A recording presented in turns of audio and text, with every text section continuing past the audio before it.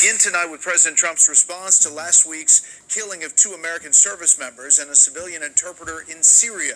Secretary of War Pete Hegseth calls new airstrikes tonight in Syria a declaration of vengeance against ISIS terrorists. We have Fox team coverage on the breaking story. Trey Yanks is in Tel Aviv with reaction to the strikes, and Chief National Security Correspondent Jennifer Griffin starts us off with what we know here in Washington. Good evening, Jennifer. Good evening, Brett. A senior U.S. official tells Fox the U.S. military has struck more than 50 ISIS targets in the past 2 hours following the president's order to, quote, hit them hard after the killing of 3 Americans Saturday, 2 members of the Iowa National Guard and their civilian translator, by a member of the Syrian security forces.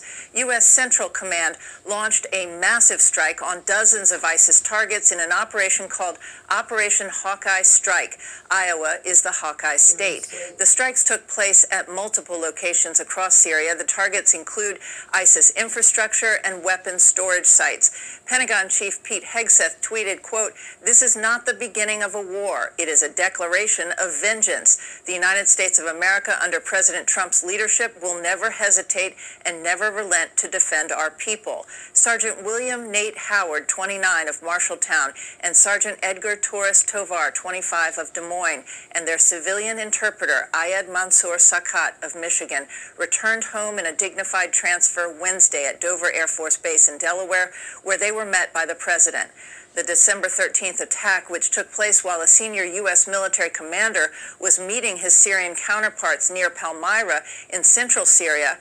Afterwards, Syrian security forces helped carry out 10 partnered operations across Syria that led to the death, we're told, or detainment of more than 24 ISIS-affiliated individuals. The U.S. provided support during those raids.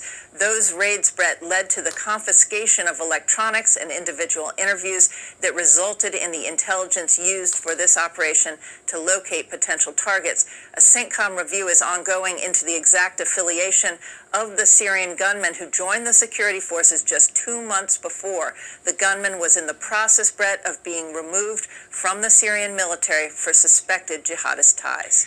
Brett? Jen, more than 4 dozen targets. That's quite a lot, actually. That's a lot. It included airstrikes as well as artillery strikes.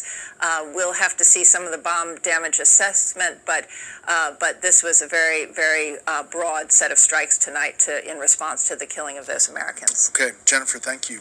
Hey, Sean Hannity here. Hey,